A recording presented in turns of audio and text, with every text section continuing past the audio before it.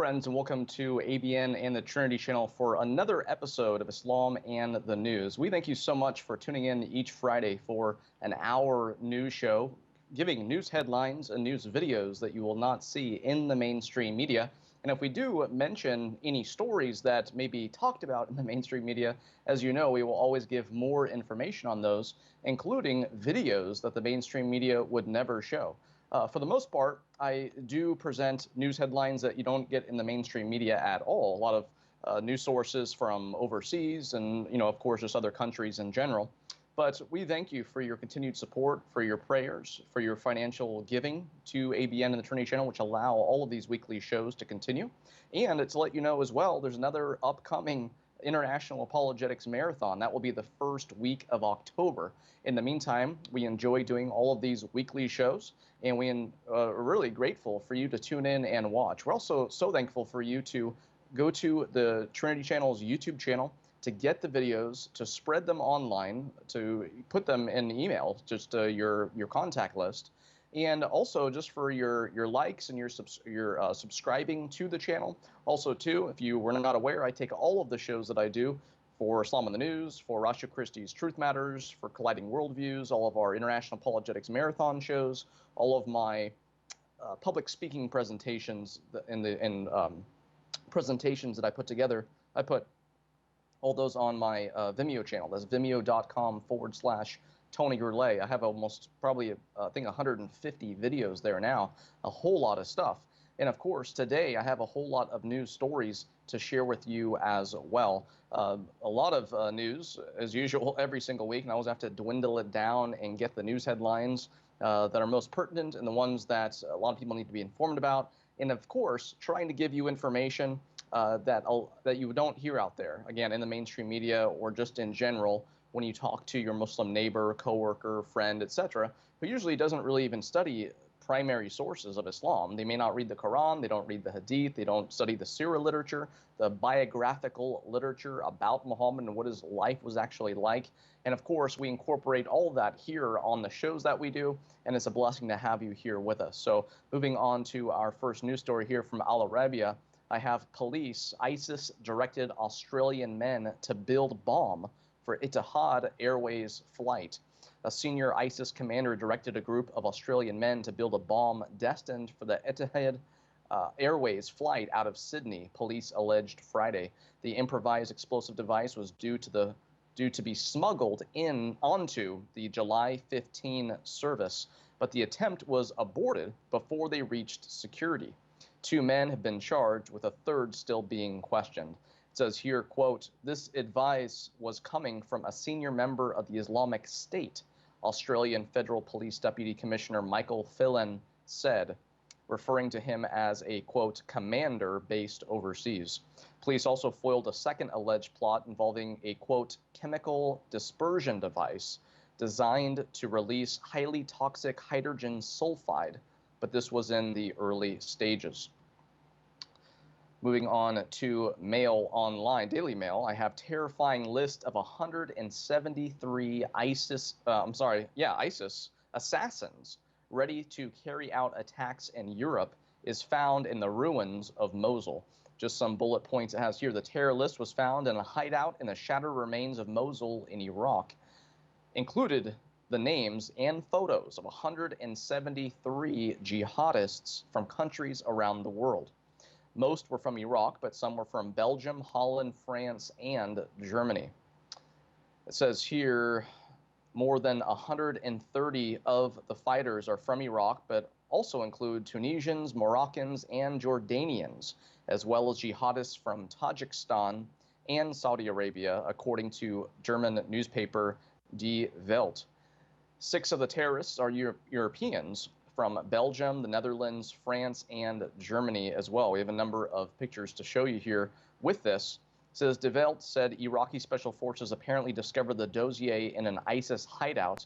American intelligence services have evaluated the papers and sent them to a global police authority, Interpol. In May, the paper writes, the list was distributed among all European security agencies, including Britain's.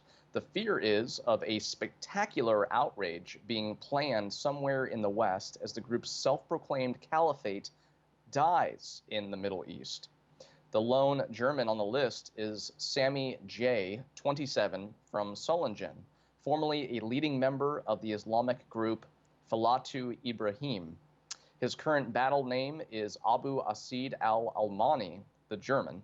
He's said to have left his homeland in 2012, traveled to Egypt, then Libya, and later via Turkey to Syria to join ISIS. From El Alam, I have ISIS rolls out new pennies, bans use of satanic U.S. dollars.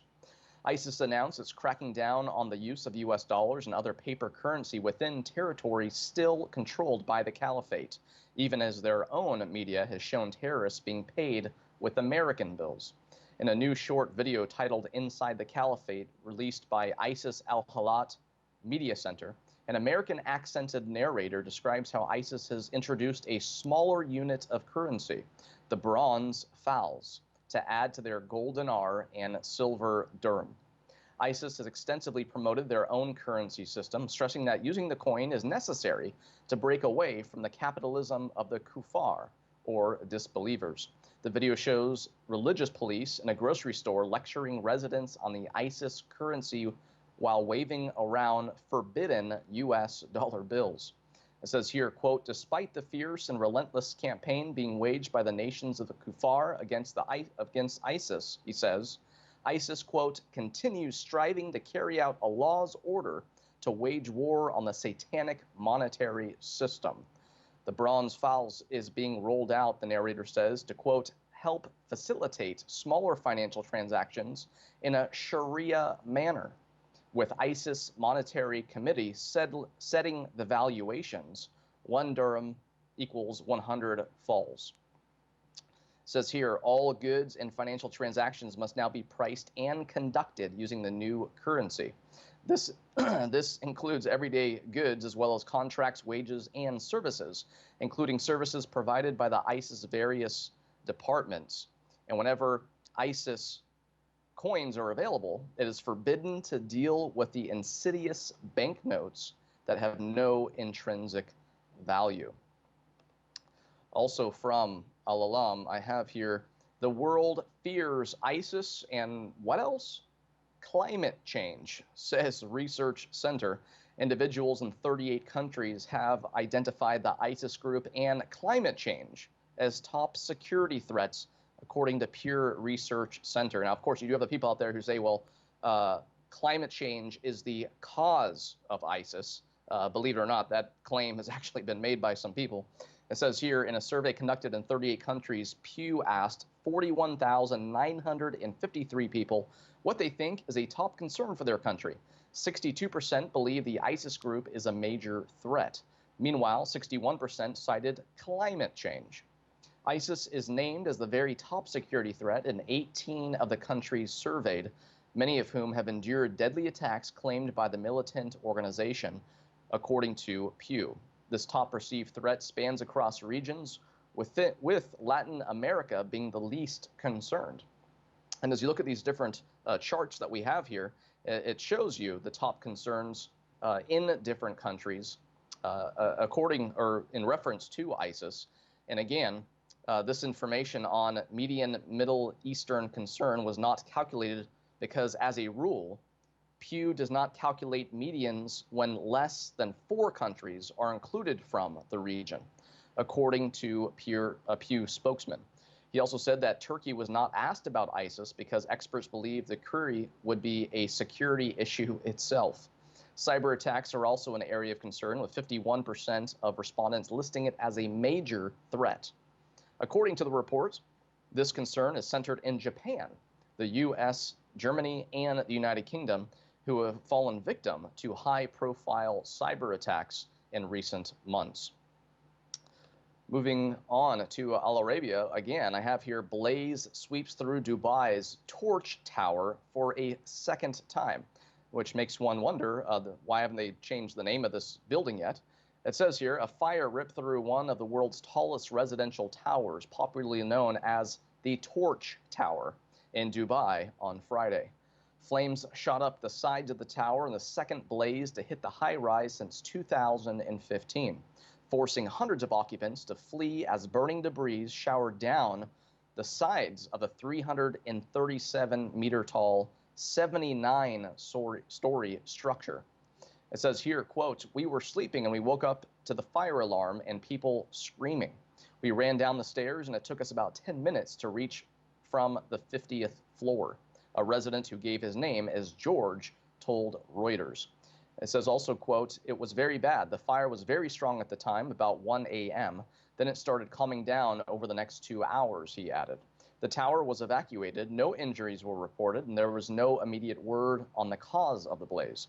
An investigation by the management of the torch after its 2015 fire found that most of the damage was to the cladding, exterior paneling used for decoration or insulation. Moving to World Watch Monitor, I have Sudan demolishes another church, but MPs block school on Sundays.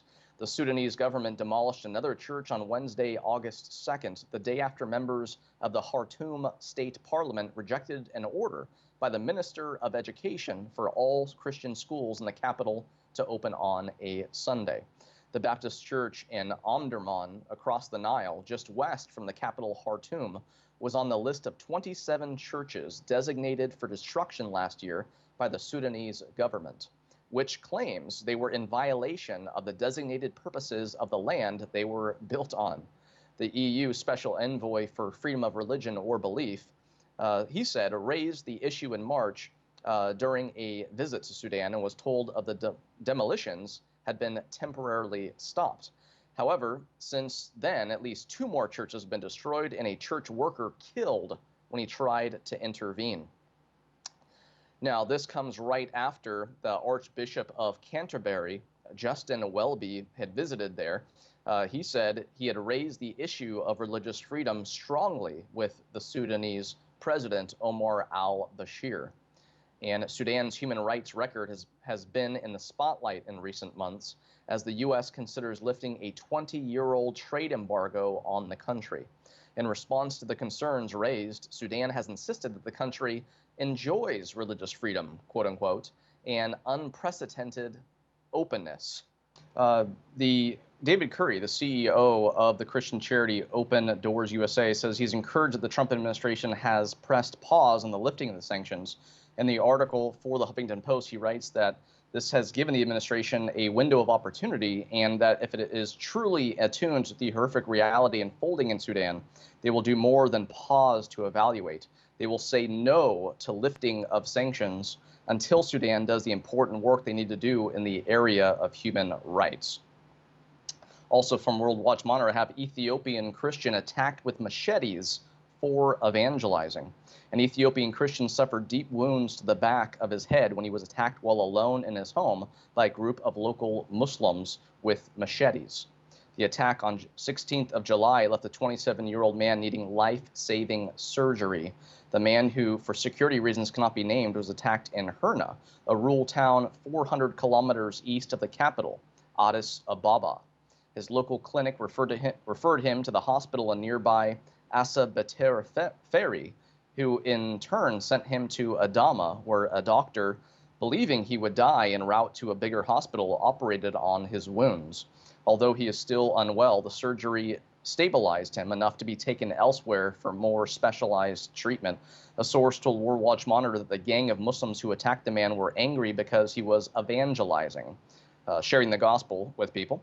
The gang had at first attacked the local Full Gospel church and partly damaged its roof and a wall before going to the man's house. But also from World Watch, I have displaced by Boko Haram's violence, Nigerians finally get food to prevent famine. Yes, Boko Haram is the jihadist group, the most predominant one that is in Nigeria. The current crisis in northeast Nigeria has been called the greatest crisis on the African continent. More than 5 million Nigerians live in famine-like conditions in Borno, Adamawa, and Yobe states, the epicenter of the 8-year-long Boko Haram insurgency.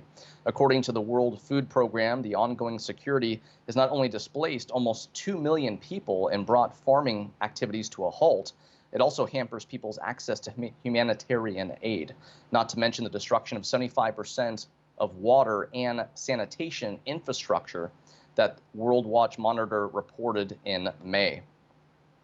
Now, I have here a video.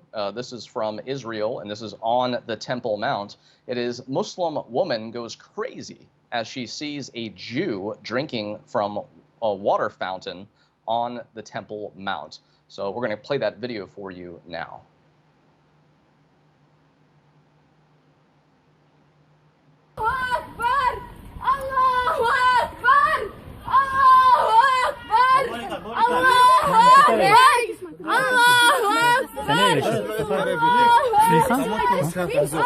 רוצה שנייה לשתות? אני יכול שנייה לשתות? אני יכול שנייה לשתות?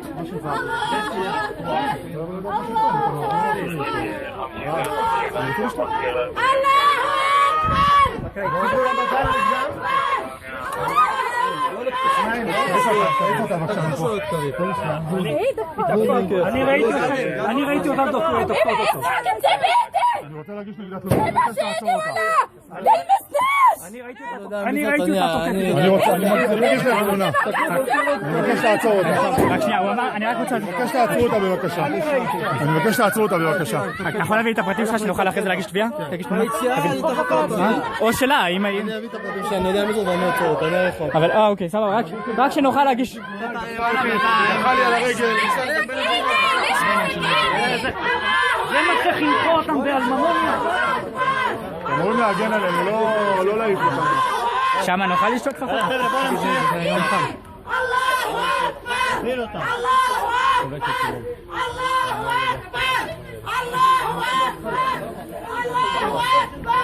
מפה, חבר'ה. מפה. חבר'ה. בוא. לך מקדימה, שואל. השם מלך, השם מלך, השם ימלוך.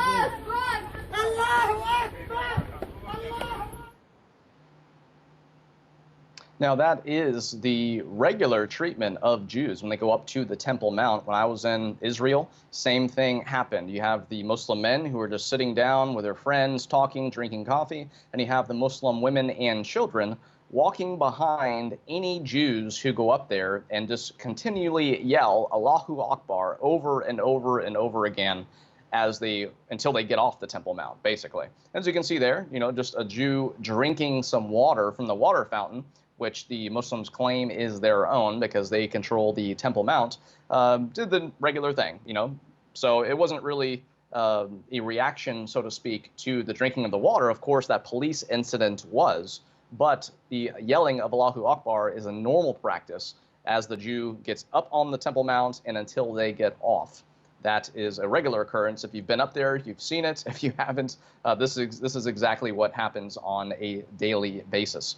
Now, this next news story I have for you, I'm going to play you the video first. It's a short video, but I want you to watch this heartbreaking video of this heartbreaking story. I'm going to give you the news headline after you watch this, so you know what this girl is reacting to.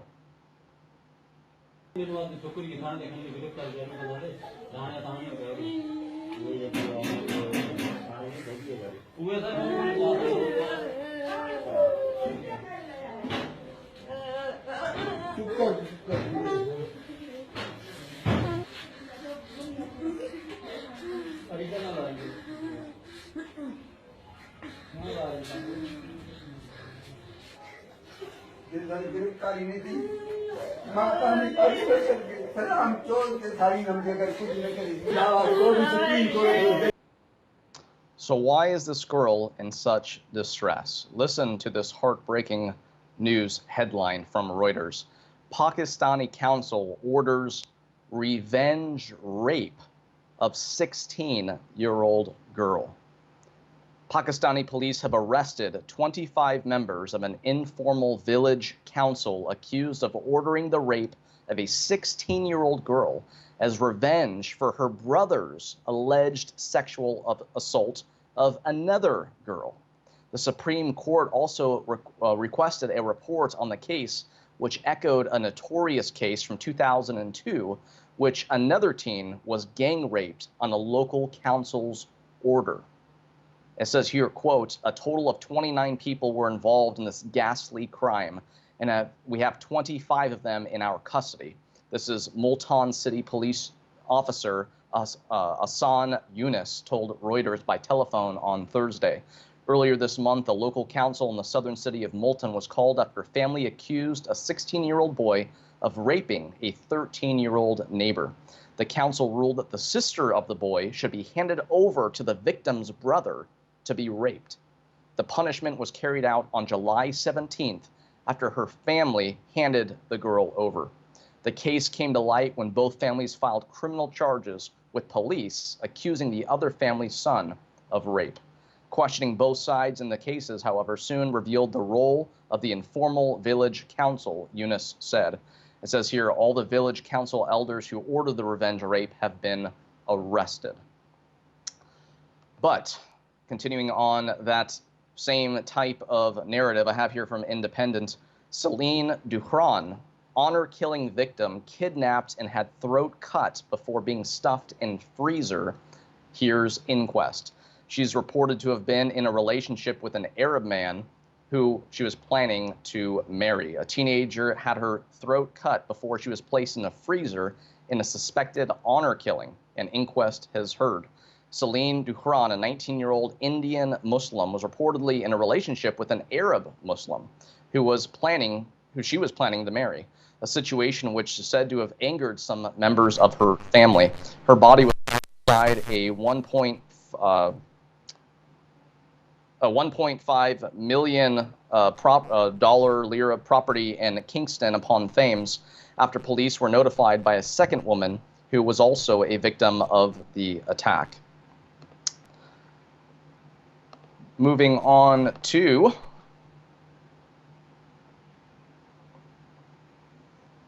the next story here, I have Turkey to deport Iranian journalist who wrote for Israeli news site. This is from Israel Hayom.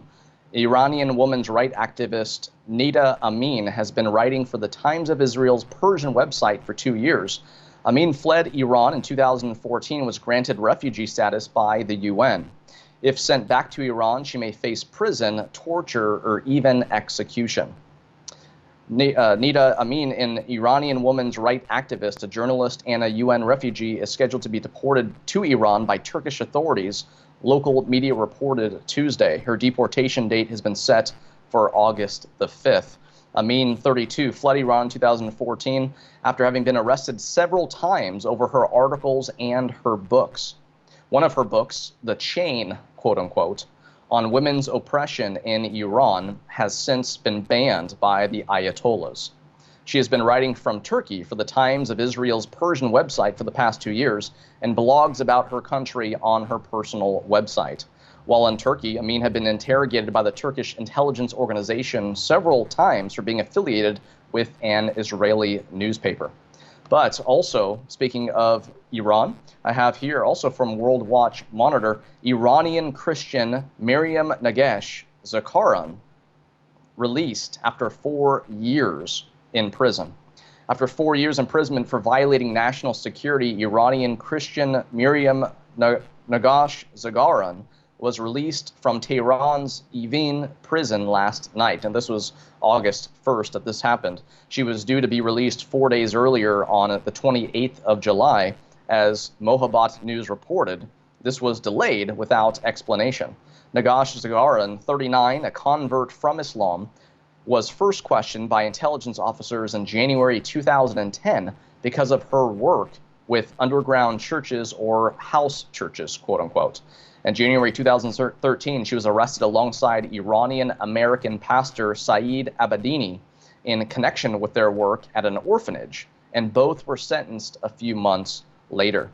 It says here, according to Mohabbat News, quoting part of Nagesh Zakharan's conviction letter, the court sentenced her to 4 years imprisonment for acts that were, quote, in line with England and occupied Palestine's anti-security agenda to spread Christianity in Iran in order to pervert Iranian society from Islam. From Breitbart, to have police make arrest in 2003 case of grooming gang victim believed to be ground up and sold as kebab meat. Listen to these details. Police in Blackpool say they have arrested a 51-year-old man in connection with a 14-year-old murder case of reported child grooming gang victim Charlene Downs, whose body was believed to have been chopped up and put into kebab meat. Charlene Downs, 14 at the time of her disappearance, was last seen in Blackpool in 2003 and is believed to have been not only murdered, but that her killers disposed of her body by putting it into kebab meat at a local seaside kebab shop. Police have said they believe Charlene may have been linked to grooming gangs in Blackpool and say that they have discovered at least 60 underage girls who had been sexually groomed at honeypot takeaways in the city. The Daily Telegraph reported in 2011 that these children have been targeted with food, drugs, and alcohol in return for sex in the city. 14 years later, authorities now say they now have arrested a 51-year-old man in connection with her disappearance only after Charlene's parents were able to force police to examine CCTV video footage that had been in storage for 12 years. Now, if you are not aware of this term grooming gangs and what is happening in the UK, in Europe, there was a TV series, I believe it was like a 3-part series that was available on the BBC. So if you're able to get the BBC or if you're able to find it on the BBC's website or anywhere online, it's called Three Girls. And it's about the story features these 3 particular girls who were part of a large grooming gang process. And it's the dramatization of the court case and what happened to these 3 girls from the very beginning of where the Muslims who got them involved in this all the way up to their conviction and how this particular story, changed the atmosphere for the positive to get people really to admit that this actually happens and also to make the world realize what's actually happening over there. And again, you have to look around online because I'm not sure exactly where it is available, but it was available on YouTube originally when it first came out, but I think it was removed due to the BBC's copyright reasons, I think. But check on the BBC's website, see if you have to pay money to watch it or whatever. But again, it's called Three Girls, and this is a 3-part drama of this taking place in the UK. But also, I have here from Britain first, 3 Musketeers terror gang found with huge weapon stash and ammo found guilty of plotting Lee Rigby-style terror attack. A terror gang who call themselves the 3 Musketeers have been found guilty of plotting Lee Rigby-style attack in Britain. Naweed Ali, Habib Hussein, and Muhabir Rahman hatched the plan involving meat cleavers and a pipe bomb. They used encrypted messaging service Telegram while amassing weapons, including a cleaver with infidel, quote unquote, carved in the blade. The terror trio were convicted after the jury deliberated for 22 hours at the Old Bailey today. A 4th defendant, Tahir Aziz, 38, was also found guilty of engaging in conduct and preparation for terrorist attacks. MI5 spooks found a meat cleaver in Seat Leon belonging to one of them in an undercover operation in Birmingham last August. Officers then found the other weapons and ammunition and later uncovered the 3 Musketeers group on the Telegram app. Now, from Australia, or out of Australia, is actually from Barnabas Fund, I have here children banned from talking about Jesus in the playground. The Australian state of Queensland's education department has caused major concern after it sent directives to school principals to take action against children who talked about Jesus or gave out Christmas cards in primary school. Australian Christian lobbies Queensland's director, Wendy Francis, called on Education Minister Kate Jones to rescind the new rule, saying, quote, "It is hard to understand what is so dangerous about Jesus that the Queensland government has to ban children from talking about him, even at Christmas time. Are they worried kids will start living out the values of the Sermon on the Mount?" School should be a safe place for kids to talk about Jesus without worrying that they will get in trouble from their teacher. It later emerged that the directives had not even been scrutinized by the committee, consisting of representatives of different faiths, which is responsible for advising the education department before any policy is published. The education minister has now called a meeting of the committee next week to discuss this and stated that children are free to talk about Jesus and exchange Christmas cards. However, as the directives have not been rescinded, it is unclear what their current status is. The problem is indicative of a growing trend of prejudice against those building biblical Christian beliefs. Indeed, it appears that only Christianity was singled out in the education department's directives, with other religions being ignored. And that is obviously no surprise if you watch this show each week with all the news headlines that I present and all the biasness that goes on, and of course with the Islamists, the groups out there, the political Islamists who want to they demonize Islamophobia, everything that is any kind of criticism of Islam, Muhammad, etc. They claim is Islamophobia. They call you racist. They call you bigot. They call you Islamophobe, and they say, oh, you're oppressing Muslims, you're offending Muslims, and that is wrong. And they don't ever talk about Christians who are being persecuted. That is like the last group you will see on their list. It's probably not even on their list. Goes from Muslims to racial minority groups, going from religion to race, and then, the list continues to grow with, again, Christians or persecution of Christians not being on that list anywhere. Now, from WND, I have Trump advisor fired over memo warning of globalist Islamist deep state. It has here, McMaster axes Bannon allies amid accusation of Maoist insurgency against president. A Trump advisor who advocates for declaring the Muslim Brotherhood a terrorist organization and warned a globalist deep state, quote unquote, working to undermine the Trump agenda, has been axed by the president's top national security chief, H.R. McMaster. But the fired advisor, Rich Higgins, is only the latest chip to fall in an ongoing purge of America First stalwarts from the National Security Council. The idea that an allegiance of Obama holdovers consisting of globalists and Islamists are working inside the government as part of a deep state, quote unquote, effort to destroy the Trump presidency has been a common theme put forth by outside analysts trying to explain the intrigue behind Trump's first 6 months in the White House. But the idea apparently was not confined to outsiders. Higgins, a high-level official inside the president's National Security Council, sent a memo up the chain of command in May, warning of just such a plot. Higgins' memo caught the eye of McMaster and cost him his job.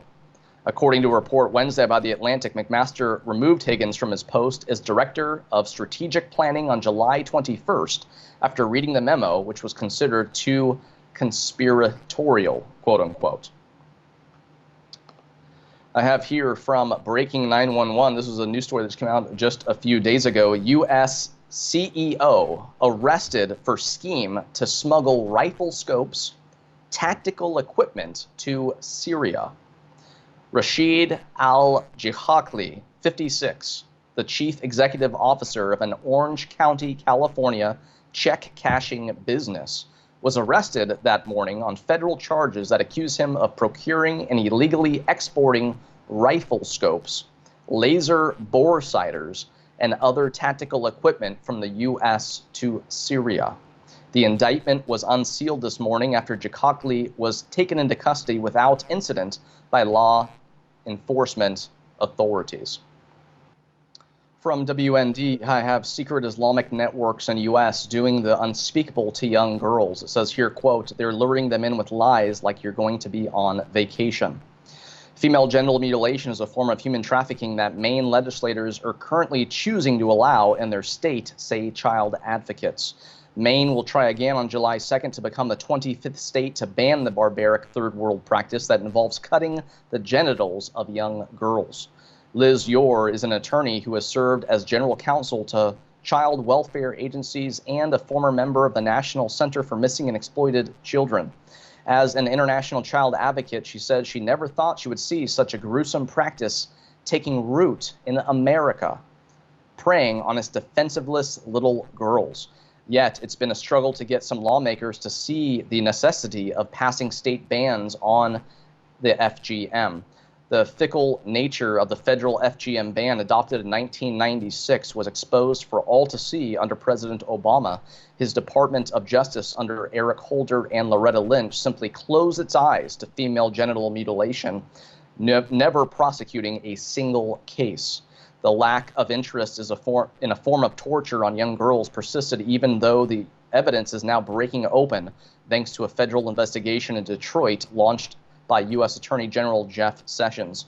Now, this is actually a federal crime, despite the fact that, like I said, no one has been prosecuted for what I just read there. This actually is punishable on a federal basis, but the states themselves are now implementing even more aggressive penalties for doing this. Just recently in Michigan, they tripled the federal punishment. In Michigan, they say, okay, now it's a 15-year prison sentence for parents who do this, for doctors who do this, anyone involved in female genital mutilation.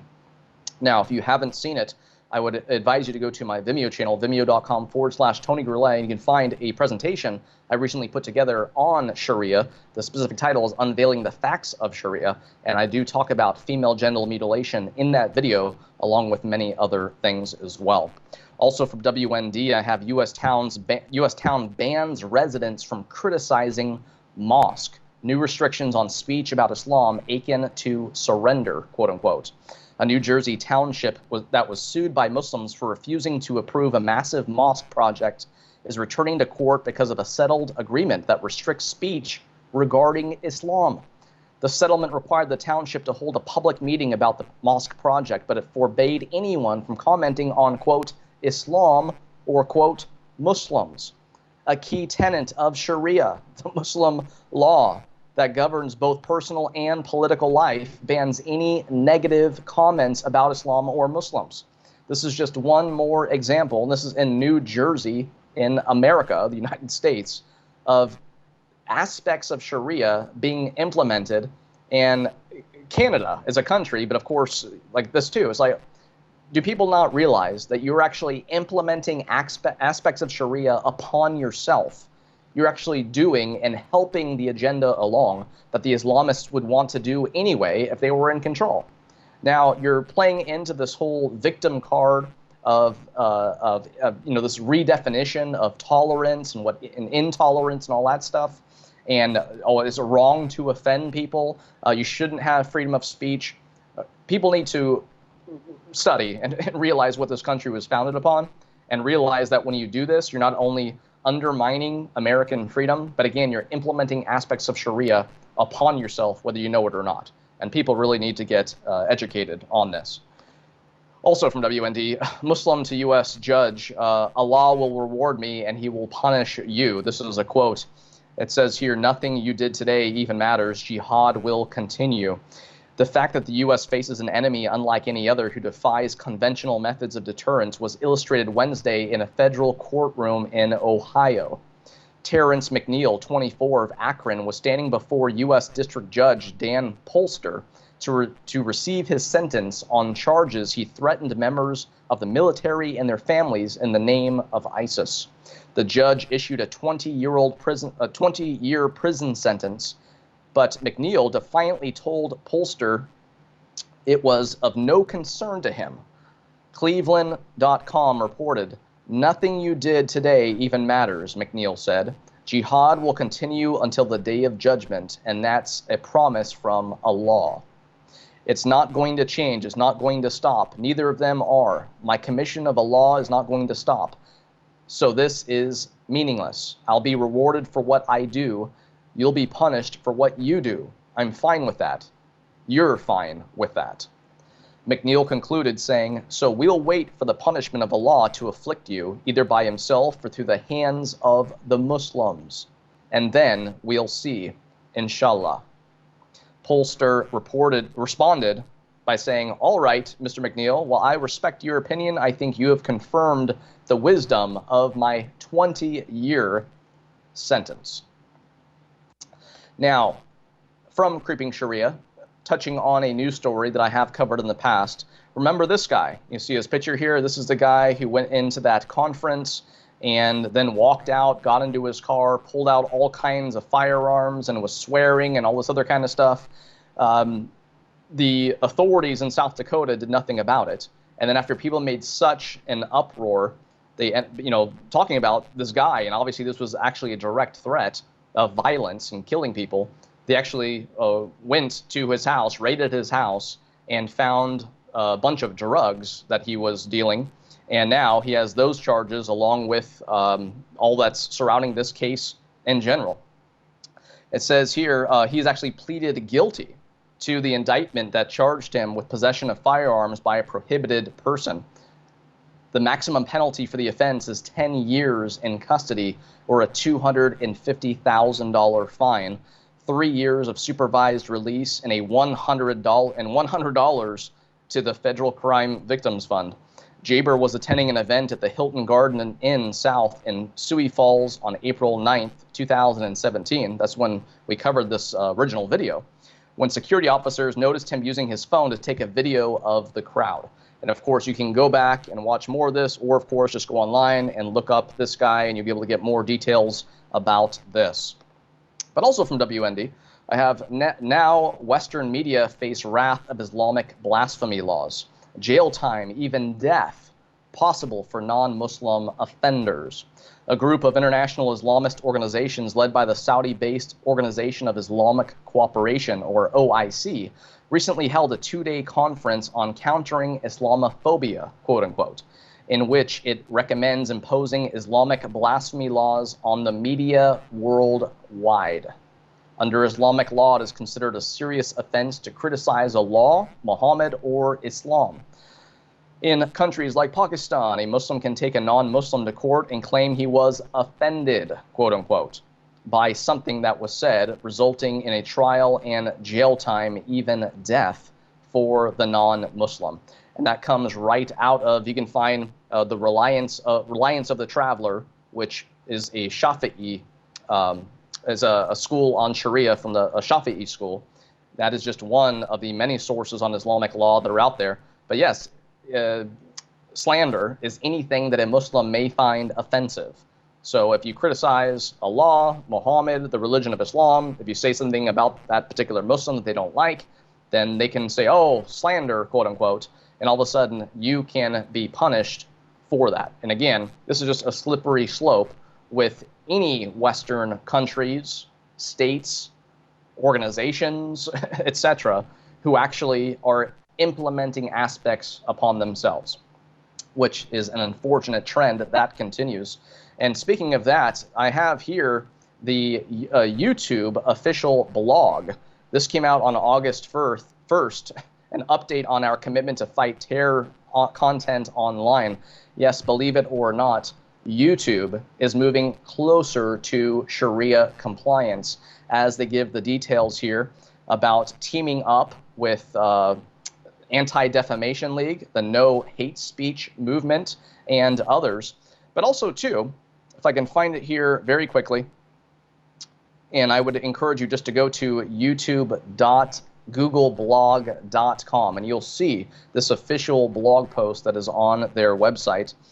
But it basically says in here that even things that they don't find illegal, if they find it controversial or authoritarian, even religious views that are authoritarian, they can all of a sudden mark these videos to where they can't get likes, they can't get comments, they can't get the monetization and all of that. So go here, again, youtube.googleblog.com, and you'll get all of the details on this official blog post on YouTube's blog about the details of this and how they're actually working with Indonesia's Marif Institute, which is in Indonesia, and of course wants to implement Islamic aspects of interreligious dialogue and all of that kind of stuff. So check that out. But also, too, from LifeSite News, this is actually from Robert Spencer, but it's on LifeSite News website. Google changes search results to conceal criticism of Islam and jihad. Google's first page results for searches of terms such as jihad, Sharia, and taqiyya now return mostly reputable explanations of the Islamic concepts. Taqiyya, which describes the circumstances under which a Muslim can conceal their belief in the face of persecution, is the sole term to feature a questionable website on the first page of results. So please go to this article to find out all the details that are here.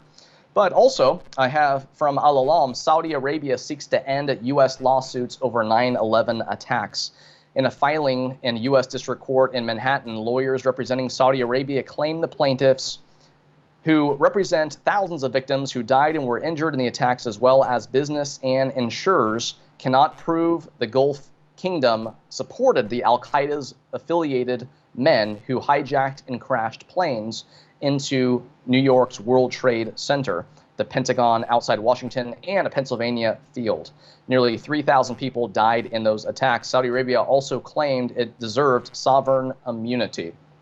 Now, speaking of jihad, let's move on to an update on that news story that I gave last week, which has made news headlines about this Davis, California imam who, spoke in the mosque and basically was just quoting actual Islamic sources. And check out this most recent video of this incident. This imam at the center of international outrage apologizes for his fiery sermon heard all around the world. CBS 13's Lamore Abrams is in the studio now tonight with what he is actually saying, and this was quite an apology we heard today, was it not? It was. Amar Shaheen said he's sorry and went on to condemn anti-Semitism.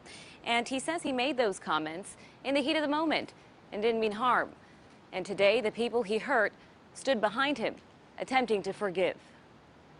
To the Jewish community here in Davis and beyond, I say this deeply.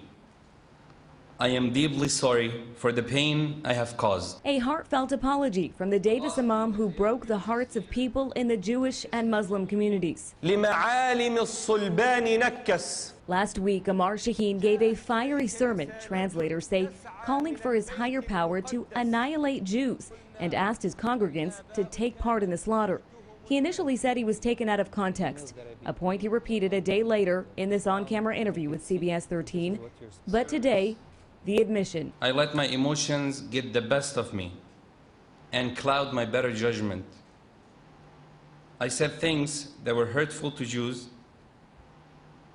This was unacceptable. I deeply appreciate and accept your words of apology. Thank you. The olive branch did not come easy. Local political and Jewish leaders joined the Council on American Islamic Relations, condemning the speech. Ugly words were spoken. No matter what the context was, it came out as hate speech. It sparked fury across the globe. Outside Davis, Jewish groups are asking Homeland Security and the U.S. Attorney's Office for a full investigation. Others want the Islamic Center of Davis to fire Shaheen. I don't think everybody will accept what happened today, but I'm hoping everybody can understand what our purpose is and, to move forward. Members of the Jewish and Muslim communities met for 4 hours behind closed doors. Bruce Palmer was there. In his statement, the imam said that he let his passion get the best of him. Did he explain further why he said those things? It's complex issues related to world affairs. Davis is no stranger to religious controversy. UC Davis has been named one of the most anti-Semitic campuses in America. From a Jewish fraternity tagged with swastikas to a student-led effort to force UC regents to divest from Israel. The Islamic Center of Davis has dealt with hate too. Recently, bacon wrapped around the handles of the mosque prompted the community to come together. And I commit to working hard. That interfaith show of solidarity seen again amid international outrage. Now, members of the community who weren't at today's news conference, members of the UC Davis student government. Tonight, a student senator tells me He'd like to see an apology from the mosque for having this imam on its staff and for making the Jewish community on campus feel threatened. Let's hope this is the step in the right direction, because as you well know, the wounds, the division is very deep in Davis between these two groups. Maybe it's going to go the right way here. They both say. Okay, now wrapping bacon around door handles is just dumb. Okay, I'll put that out there off the bat. Okay, stupid thing. Nobody should even do that. However, it is completely ridiculous to incorporate that into the imam preaching to be killing Jews. When that guy was asked, by the lady, did he say why he said this? He's like, he should have said, well, that's what, the Quran teaches. That's what the Islamic primary sources say. And just to let you know that, if you don't know that, check out this chart here. This is from Bill Warner's book on Sharia. This is a scientific breakdown of anti-Jew text in these different books. Look, Meccan Quran, 1%, Medinan Quran, 17%, Sirah, 12%, Hadith, 8.9%, Total Trilogy, 9.3%. Look at this, Mein Kampf, 7%. The Islamic sources have more anti-Semitism and Jew hatred than Mein Kampf, written by Hitler, okay? So, why did he say this stuff? It's because that is what's in the text. He says he's sorry. As soon as CAIR gets involved, then all of a sudden this guy cares. CAIR, C-A-I-R. All of a sudden this guy, C-A-R-E's, supposedly, still wearing his official Al-Azhar hat. I mean, this guy obviously knows what he's talking about. Now, this next picture here is the amount in the trilogy devoted to jihad. Hadith, 21%, Sirah, 67%, Medinan Quran, 24%, Meccan Quran, 0. When Muhammad was in Mecca, yes, he had no followers. He didn't have any power. And we see that the evolution of the Islamic teachings, when Muhammad went to Yathrib, which is now known as Medina, that's when he got followers. That's when he became a military leader, a political leader, a religious leader. He created the first Islamic state. If we want to know what Islam teaches, we shouldn't be asking our Muslim neighbor, coworker, friend, etc. I mean, we can, but most importantly, ask them what they believe, because you're trying to reach them. You're trying to share the gospel with them. But if you want to know what Islam actually teaches, so you can compare that with what your Muslim friend believes, then you need to look to what Islam teaches on the actual primary sources themselves. You want to know about Christianity? You want to know what Jesus taught? Read the New Testament. Read the words of Jesus. Same thing when it comes to Muhammad. What was Muhammad's life like? Read the Sirah, the biographical literature. We find in this here in this trilogy of Hadith, Sirah, and in the Medinan Surahs. Yes, this was recorded in the Quran. Yes, this was recorded in the Hadith. But here, for devotion to jihad, 67% of the Sirah literature. That's the example of Muhammad's life. And any Sunni Muslim is a Sunni because supposedly they follow the Sunnah, the example of Muhammad. That's found in the Hadith and the Sirah, I keep saying auto. He didn't write it. It's people writing about him. The biographical literature of Muhammad. So you look at the biographical literature, which is the Sirah. You look at the Hadith, which is the things that people heard Muhammad say and what he did and approved and disapproved of. And then, of course, you read the Quran, which is supposedly an eternal book. But we have a whole lot of historical, archaeological, and so on problems with that claim.